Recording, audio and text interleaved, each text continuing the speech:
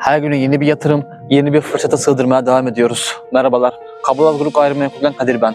Bugün Adana Üriyeri Bahçeli Evler'de 200 metrekare köşe başı fırsat arsamızı sizlerle buluşturuyoruz. Arsamızın 13 metre 71 santim ön cephesi, 14 metre 60 santim de iş yerinde mevcuttur. Konum olarak mükemmel lokasyonda olup hemen İbadet Evet İlköğretim Okulu ve arıtma tesisi yürüme mesafesindedir. Elektrik su altyapı mevcuttur. Bu mükemmel yatırım fırsatı sizlere baş başa bırakıyoruz. Ayrıntılı bilgi için iletişime geçebilirsiniz. Kablolar Grup Gayrimenkul güvencesiyle.